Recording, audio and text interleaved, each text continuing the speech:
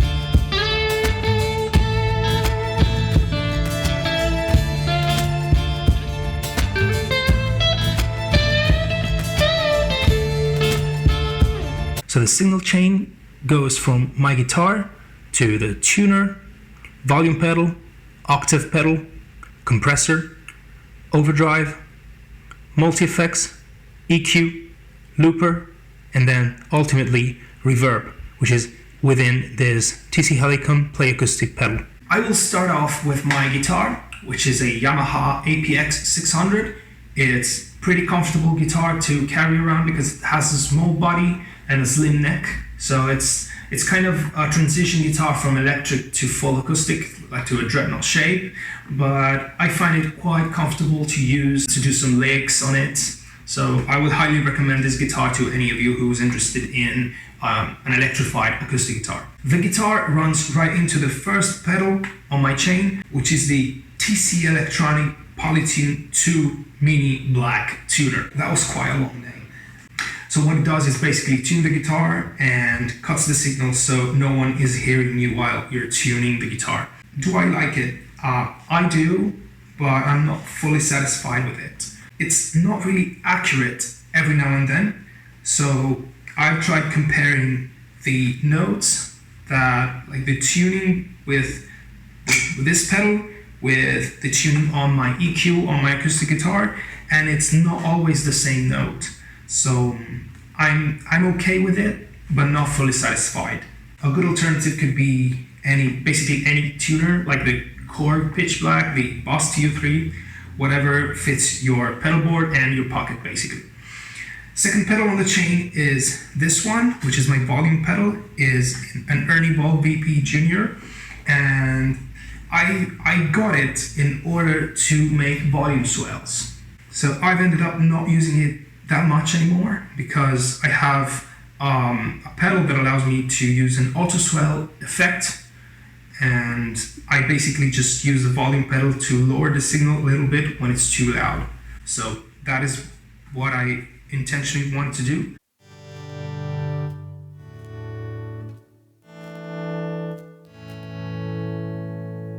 still works. So it's a pretty good pedal. Maybe The only alternative that I would look for would be an optical one, but I was looking into the Morley Little Alligator volume pedal, but it doesn't really fit my pedal board, and I may end up removing the volume pedal from the pedal board altogether, so it's not quite an investment that I would do. The next pedal on the chain is my Boss Super Octave OC3, and I basically use it to emulate the bass effect. I chose this one because it has this mode that basically allows you to play the lower two strings of the guitar as bass notes and leaves the remaining four strings untouched. So I can basically play something like this.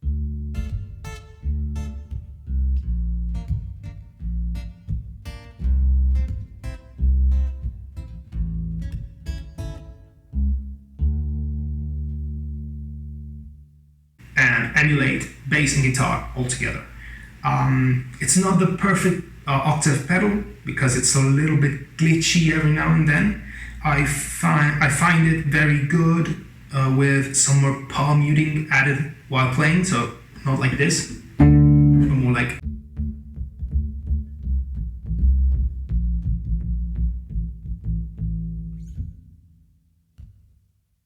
But yeah, it works. So I will definitely keep it on my board. An alternative that I was looking into was the Electro Harmonix Bass 9, which is a digital pedal which allows you to emulate 9 different bass sounds, from synth bass to precision bass to several other bass sounds that I don't really need. So the next pedal on the chain is my BBE Opto-Stomp compressor. It's an optical compressor, which I believe are more transparent with acoustic guitars than other compressors on the market. I used to have a Boss CS3 and I was not fully satisfied with it, so I ended up buying this one used, and I really like it. I like the sound with the acoustic guitar. So what a compressor does is to basically squeeze the sound in order to make the lower volumes come up a little bit and the higher volumes come down a little bit. So why do I use it? I use it in order not to lose the things that I play with lower dynamics in the mix of the looping. So whenever I have this really stacked loop with lots of layers, and I want to play some finger picking over it, let's say I'm playing a full chord progression and I want to play some arpeggios on it, I want the arpeggios to be fully heard. So I just switch on the compressor before recording so that even if I'm playing with lower dynamics, I'm not losing the sound and the volume when I'm recording in the mix. So I'll let you hear the difference between the sound with the compressor and without the compressor.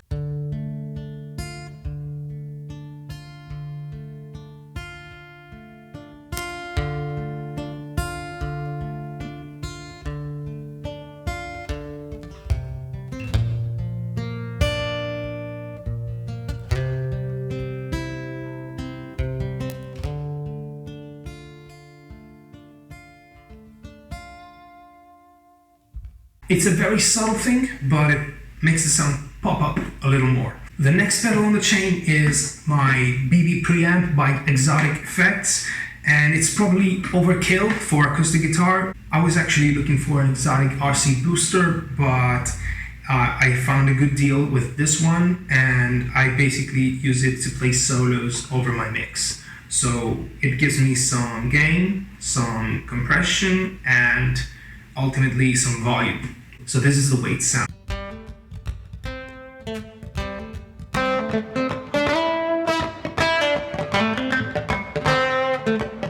So this pedal is really the best that you can get in terms of overdrive for a guitar. It's probably overkill for acoustic guitars, but I'm probably gonna stick to it for a while. If I'm ever gonna change this pedal, I think it's going to be for one that is made and designed specifically for acoustic guitars. So there's like an Overdrive, I think it's called Acoustic Smoldering OD by Fender, which I was really looking into, but I haven't had the chance to try it So I don't know when it's going to be, but for now I'm quite happy with this one. So the next pedal on the chain is my Zoom G3N, and I basically use it as a Swiss knife. So you can basically put any effect on this pedal and switch it on or off as single pedals, or switch it on or off as whole presets. So what I basically use are 3 presets. One is just a regular acoustic preset, and I think it's actually empty. I just have some delay on it, which I can trigger on or off whenever I want. The other preset is the Auto-swell that I mentioned earlier in the video, which is this one, and this is the sound that I basically arranged.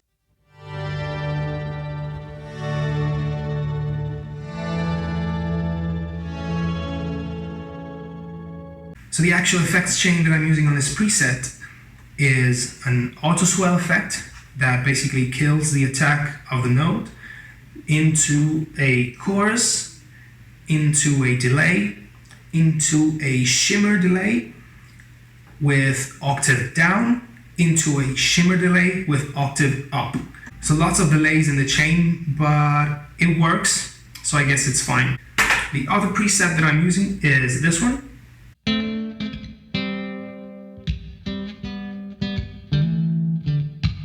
And it's basically an amp simulation with some spring reverb. And it's basically to emulate the sound of an electric guitar on the acoustic. So I sometimes combine the 2 pedals, the amp simulation with my overdrive, in order to have more gain in what I play.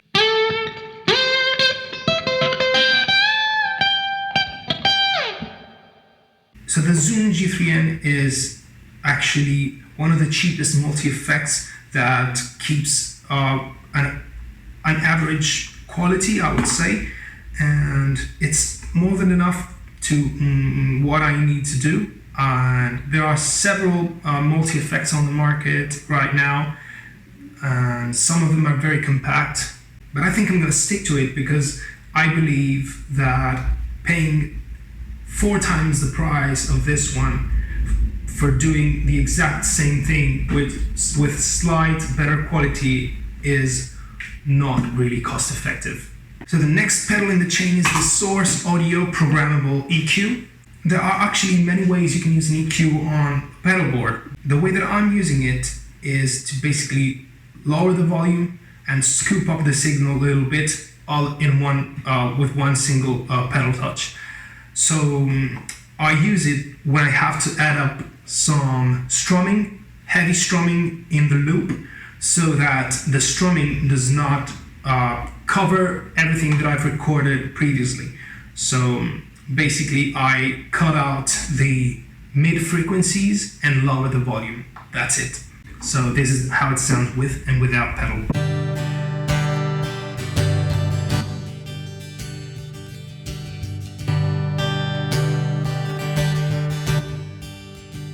Any alternative or improvement to the EQ? I think there might be some really good EQs out there, but I really wanted a transparent one, and I believe this does the job quite well. I'm thinking of the Boss GE7, the Boss EQ200, I think it's one of the last that has come out, or some MXR EQs, but I've looked into them and eventually I believed that this one is the best one for the use that I have to make. After this, we ultimately go to the Boss RC300 looper, which is the brain of my performance. And it's basically a 3-track looper with single controls for each track and an all start stop button.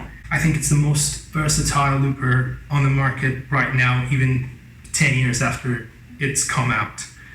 So despite being quite reliable, this looper is actually getting old in terms of features. I could actually use some of the features that some loopers such as the Headrush looper board have, but I don't know, there is something that always makes me come back to the Boss RC300, so I think I'm going to stick to this looper unless something really worthwhile will come out.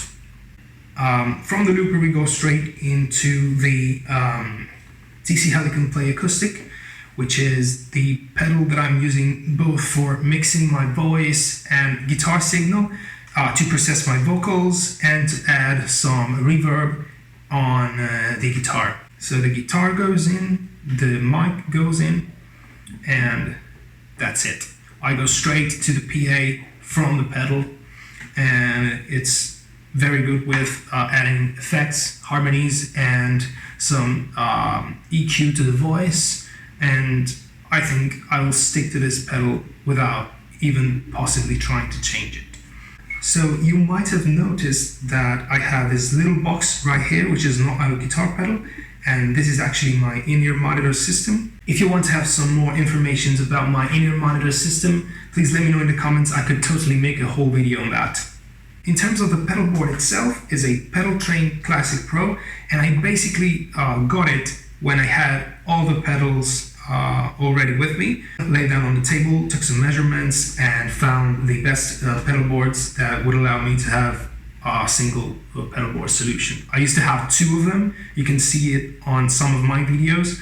I used to have one for just the looper and one for the effects, but it was just too messy to set up at live gigs or at rehearsals. It would cut away some time out of my schedule, out of my rehearsals, and so I ultimately decided to go with one single solution.